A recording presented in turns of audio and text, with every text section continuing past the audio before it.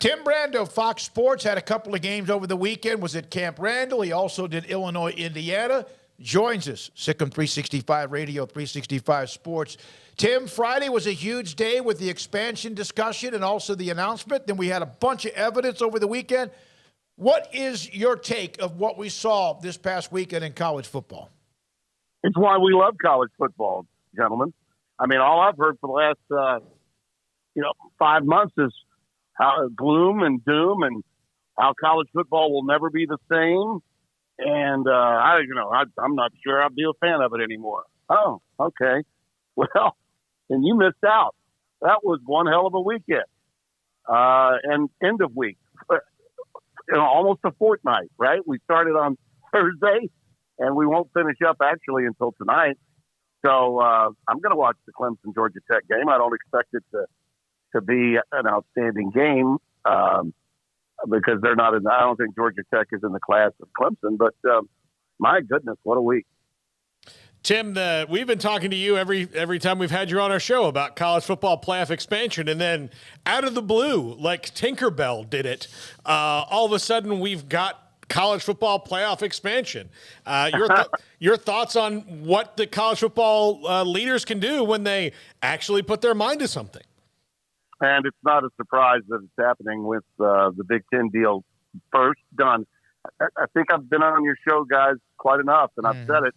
They need to get the TV deals done, and the Big Ten deal was the biggest of the deals. And with it done, they could start moving in the proper direction.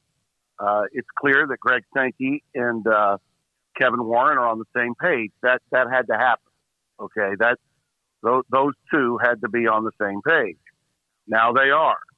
And Brett Yormark, in my opinion, he didn't wait for the Pac-12 to take advantage of their rights actually being up before the Big 12 to start his negotiations before the Pac-12 could. So, again, you got a guy that gets it, a marketing guy that understands in today's world that just because you've got 2 years left doesn't mean you can't start negotiating right away. And that's what he's doing. So, everyone now is on the same page. And that means we're moving in the right direction. I think if you saw my on Brando, I put it out on Twitter Friday night. I actually taped it before I called the Indiana-Illinois game with Spencer. I will tell you that I believe that the 12 now, they're floating it out now, 12 teams now, means that the potential of 16 could be there if we do wait 3 or 4 years before it actually happens. I think it could happen sooner rather than later. The potential of it happening, and now that rests with the current rights holders. Okay, that would be something that the CFP and ESPN would have to take care of because they are the current rights holders. But if we're all in the same boat and we all agree that it's time for expansion, I think it would be probably pretty well documented that everybody wants to go to 12, but that one entity doesn't. And if that's the case, then I think it's in the best interest, just my opinion. Okay, I'm certainly not a decision maker for the boys in Bristol, but I think it would be a wise choice to go ahead and tear up the deal and move on so we can get on with it and make the product better for everybody, because this is a win-win for everybody. Television gets more inventory, college football gets more teams and more revenue, and fans get more games. There's absolutely no downside to this. Zero. Anybody telling you otherwise is an elitist that doesn't get it. Okay? They're just pom-pom waving fans who want their party to be their small party only, and that's it. We don't want anybody else to have a chance. Okay? And that's pretty simple for anybody to see. Yeah, you summed up exactly how I feel, Tim, on it. The elitist is saying that word exactly in everything. I feel the same way. The arguments are, there might be some blowouts, or there might be, the same teams. I mean, so what? So what? So what? So what? It's about adding energy and enthusiasm to the last half of the regular season. There will be more viewers of more games when the games matter more. Okay, I used this example the other night on the air. Spencer and I have done the Heartland Trophy game, I think, 2 of the last 3 years between Wisconsin and Iowa. Now, neither of those teams, are offensive juggernauts. They don't, they're not necessarily the most enjoyable teams to watch, but they're very effective and they're damn good, especially defensively, with great players who play on Sunday eventually. Almost always, those two teams are in the top 15 when they play, Iowa and Wisconsin. And generally speaking, that game is on opposite the Iron Bowl between Auburn and Alabama. And people will say, oh, Brando, nobody's watching your game. Well, wait a minute. I can tell you over 3 million people have watched the Heartland Trophy game each of the last 3 years. So there's a significant audience in the Big Ten area that's watching that game, not the Iron Bowl. So if suddenly that game, the Heartland Trophy game, between a team that's ranked, let's say Iowa is ranked 8th and Wisconsin's ranked 14th, okay? It's an early November game, or mid to late November game. Do you think more people are going to watch that game if they know one of the winner might be in the top 12? Oh, yeah. Of course they are. So that's just one example. There's many, many more that I could cite for you. That games, we talk about games in November resonate. They're the ones that everyone remembers. November's games are the ones you remember. And that TCU Baylor game, by example. How devastated would you have been if 12 were getting in? I think that's the game that cost you a chance to play off last year. Now you can survive that potentially if you have a good enough season prior to that. So it keeps more teams involved, and the more teams involved, the more fans are involved, and the sport grows. It's that simple. We're not watering down the product. We're just making the product bigger and better. It's as simple as that. Tim, Bob Thompson, former Fox Sports executive, has been on with us a handful of times, really ever since USC and UCLA. He mentioned yesterday, I think it was maybe a couple of different times, about how much more money this is. He also said basically that this ends any speculation about super conferences, at least for now. Do you agree? Do you think that this because people get afraid they're going to be left out? Yeah, and that's a bunch of garbage that's coming from a lot of the media that doesn't know or comprehend or understand, or always simply trying to find something wrong. You see a lot in today's media, especially with college athletics, and especially in the Northeast and in the far West. You see it because they're not really into college football anyway, and they're looking to find something wrong with it. Not only does this mean that the super conferences are not going to happen yet, it also means that all the Division I programs that are in Group of Five need not worry. Okay, they're going to be involved. Mike Oresco, who's a dear friend of mine, he and I are very close. We talk all the time. He's jumping through the moon about expansion because the American Conference has done pretty well for itself. They've got the best TV contract among all the Group of Five. If you're not getting in a Power Five conference, that's the league you most want to be in. It's the one that's had the most success. Yeah, they're losing, in addition to Cincinnati from last year, Houston. They're going to lose them next year as well as UCF. But there are other really good teams in that league, and they're replacing them with teams that are in major markets. And I think the chances are very good that those programs will become more successful with time. So there's no doubt in my mind that a team like a Cincinnati from last year or UCF from a few years ago, Boise State from back in the early 2000s, still have a chance to make headway and, hey, may even get more than one of those teams in 1 year. Who's to say that, there couldn't be a team out in the Mountain West like a Boise State that gets hot and does something like they did in the early 2000s? They could do that again. I think the chances are very good of that happening. So anytime you've got more access available to you, you can at least say you have hope that every player at the Division I level in college football that starts lacing it up to go out in the spring and gets ready for fall camp can feel that they have a chance to play in college football's largest stage. And that's what the playoff will be. It'll be college football's largest stage. And, the first round, I think by everything I've read, everyone I've talked to, have indicated that we're bringing it to the college campuses too, which I think is great, absolutely great, to have the first round there. I wouldn't mind seeing 2 rounds there. And I think the potential of going to 16 rather than 12 is there too, fellas. I'm going to say that again. I think that floating out 12 teams now, doing it right away, helps set up the potential of maybe going to 16 rather than just 12 by the time we get there. Tim, the other thing, you mentioned the elitists, you and Craig were talking about that, but I think it's funny how people would say, well, it's still the top teams will be the top teams, but they always have, and they're always kind of going to be that way, but you can't grow an apple orchard in a week, right? You got to plant seeds and grow trees and rows, and these seeds wouldn't it help that knowing that, if I do commit to a team that's, consistently 15th, but they look good, their coach seems fun, that all of a sudden we could get to 12th and be in the playoff, that some of those 5 stars might start to dribble down, away from Georgia and Alabama and the 4 or 5 schools that always get them. Well, college football is like any other great sport. It's about evolution. And, we've had teams that have evolved for years in college football. Way back in the day when it was just 2 teams, Florida State would lose that early game to Miami, and that would be it. They couldn't get in. Well, Bobby Bowden's teams during that period of time, that was 14 years, they finished in the top 5 of the AP. 14 years. And they only got to play for, I think, a handful of titles, and they only won 2. If 4 spots had been available, Bobby might have won, in his era, he might have won 6 national championships. Now, we're talking about teams that can gain momentum, gather themselves, have a really good season, and if you catch them once they've evolved into a much better team, look out.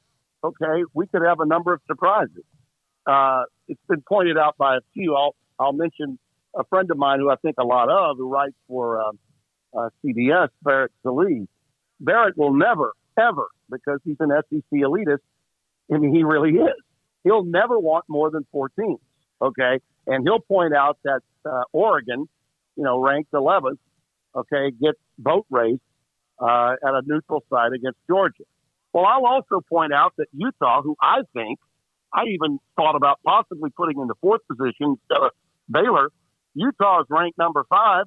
They go into the swamp against an unranked team and they lose. Okay. Utah might not lose another game. They might not, but give it up for what Florida did, what Billy Napier was able to pull off. And the Richardson kid's a great quarterback. Good for Florida. But don't tell me there's not parity, because we have plenty of parity. It's just not there among the top 3 teams. I think that 4 is in doubt. It was in doubt last year. I think 4 will be in doubt this year. But we got plenty of parity between number 4 and number 50 in college football right now. Okay, well, let's bring some of that parity into the playoffs so we can have some fun and reclaim, the month of December, and reclaim New Year's Day. And stop allowing the National Football League to continue to add playoff games, and really take all of the spotlight off the college game. That's what we've allowed. That's what the CFP in its current form has done. It has absolutely taken all of the juice that college football had and stuffed it away. It's been put back down in the dungeon. This will reclaim a lot of things that college football has given up for itself through the years. Tim, I agree wholeheartedly. And I had somebody, or I've seen a few people make the remarkable, you'll hate this once it's 4, SEC teams in the Final Four. And I said, heck, we'll be applauding them. Like they'll have earned it. They'll have beaten some teams from around the country they normally wouldn't have to play, and they'll have earned their spot. Well, see, that's just an elitist statement from a fan base that I know all too well. I grew up in it. And by the way, God love the SEC. Sure. My involvement with the SEC, it meant a lot to my career, no question about it. But those are the same damn people that call me Benedict Arnold, for wanting to get a check from Fox and leave the Southeastern Conference. Like I had like that was all my, you know what I mean? The reality is, if you're the best, then enjoy being the best. Having to play a few more games shouldn't be a problem. No, the truth is they're scared to death. they're scared that, oh my God, now we're going to have to win how many games to get to the championship? It's still a game. If you talk to most fans, they are so chronic. I mean, they are so out of their minds, these people, that they believe that nothing good is going to happen for their team from the moment they get to the stage. I mean, they are so insecure about their teams, and yet they're the first ones to be blowhards on social media and on radio and podcasts to talk about how great their damn league is. I mean, fans of college football are what make the sport great. They're also what make the sport really sad from time to time. And I'm willing to point it out, okay? And now what we're finding in a lot of cases, with everybody having a podcast and everybody getting a radio show, is we got fans. I saw today, I don't know if you guys saw it on social media, how many videos of commentators watching in studios at network operations did you see reacting emotionally to the outcome of the LSU Florida State game last night? You see any of that? Oh, yeah. Yep. You see some of that? Yeah. Whatever happened to this? The announcement in every press box before every game. There will be no cheering in the press box tonight. Okay? You're here to work. Okay? You cannot be a broadcaster and you cannot be a writer, a really good writer, if you root openly for the teams you cover. Sorry, that's not the way I was raised. But we're seeing that now. I call it pom-pom waving fans disguised as media. That's a problem that our business has, and it's getting worse by the day. Tim, I went to a game. Yeah, God Tim, bless you. I went to I'm a Florida State grad. I went to a game with my friends in 2012. The last time I was at the Doak, and they were playing Clemson. It was a great game, but I sat there and didn't cheer. And they're like, "What's the matter with you? Are you sad?" I'm like, "No, I trained it out of myself. Like I've been working on this for years to not be able to feel." Outward emotion, in my brain, I'm happy, but I can be happy later with you guys. Like right now, I'm just watching this game. It's not as hard to do as people think. No, it's by example, some of what you're seeing today and hearing in the national media, people just jumping all over Brian Kelly today. A lot of that, I'm just going to tell you, there are so many Golden Domers in the media that just thought what Brian Kelly did last year to leave Notre Dame was so heinous. How dare you leave Notre Dame, okay, the winningest coach in the history of the school, for LSU? How dare you do that? So they are just rooting for an implosion in Baton Rouge. Mm-hmm. It's hilarious to me. The holier than thous in media that have ties to Notre Dame, or just the approach of the college game, that believe that from their lofty perch, that how awful is it for a coach at grand old Notre Dame to go to a state institution that clearly will do anything to buy a national championship. Okay, it's just pathetic to watch it because we're in a business that's supposed to be unbiased. Okay, what happened to Brian Kelly's team last night was typical of anyone in his first year. You got a bad culture that you're trying to repair with a great player who clearly was pouting, acting like a diva, the wide receiver, okay, Butte. His quarterback, who is a transfer from Arizona State, is doing everything he can with a bad offensive line that was left him by Ed Orgeron to try to do it all on his own.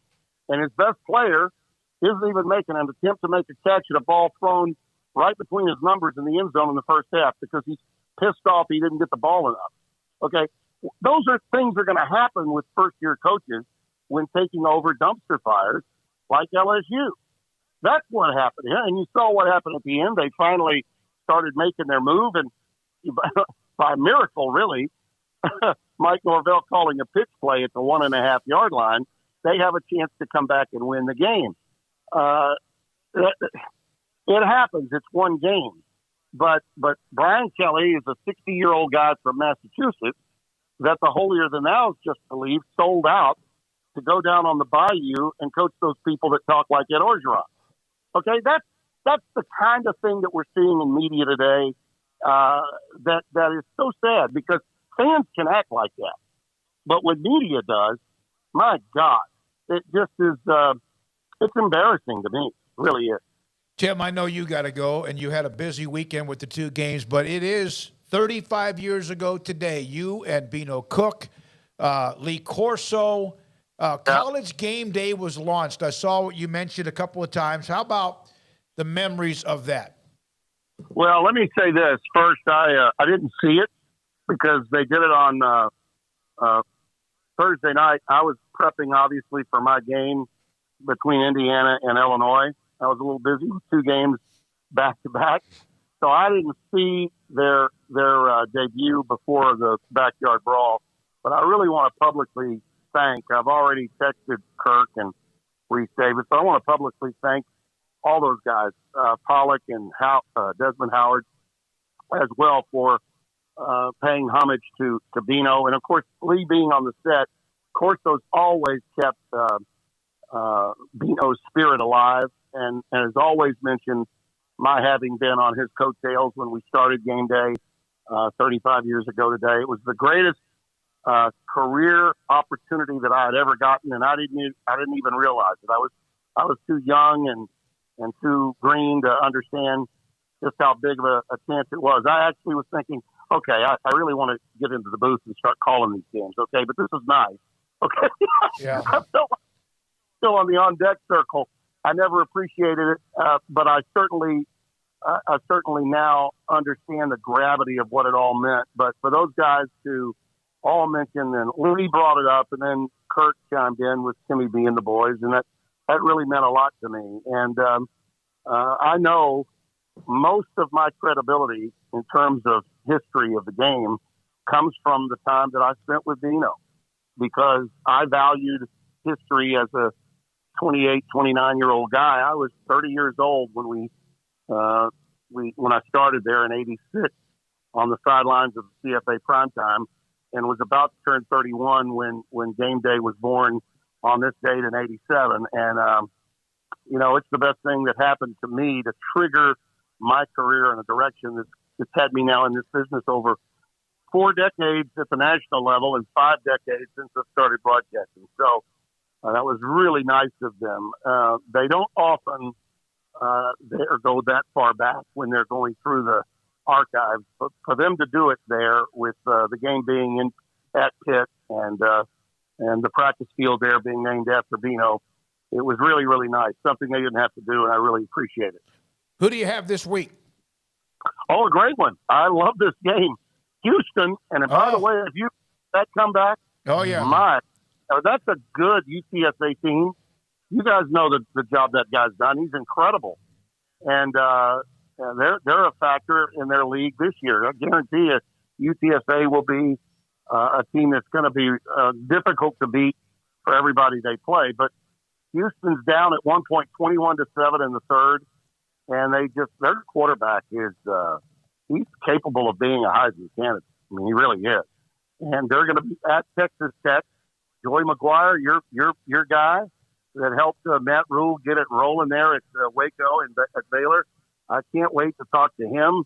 Now as a head coach, he was there with us last year after he had been named the head coach. So I'm looking forward to seeing him and seeing Dana Holgorsen. I think it's going to be one of the really great games. A precursor, obviously, to a Big 12 matchup that we'll be watching for many years to come. But for Houston, it's one of those games, if they can win, it's a Power 5 skin on the wall for a Group of 5 team that can legitimize them as a top 10 team, which is always important. Tim, thank you, man. As always, I know you had a crazy busy week and another one coming up. Thanks for your time whenever you can give it to us. Well, God bless you guys. I appreciate it. And I sure hope we get to Waco. I can't wait to get to McLean Stadium and see you guys. How How about me throwing the Clay Stevenson in over Stadium? No, that's fine. Hey, 2 games in a weekend. I know Fridays are crazy, and we have high school football. You and I were texting about that earlier today. But if you get in town, we want to make sure we get you to our studio, even if it's for just to shake your hand, get a picture behind the set. No, that'll happen. And I routinely get in there on Thursdays. Okay, good. Saturday. That's even better. We'll Okay. make it Thursday, all right? Thank you, buddy. Appreciate it. Tim Brando. Be well. Fox Sports chat room going up and down. Great stuff from Tim Brando. This is Sikkim 365 Radio, 365 Sports. Penny Clinic.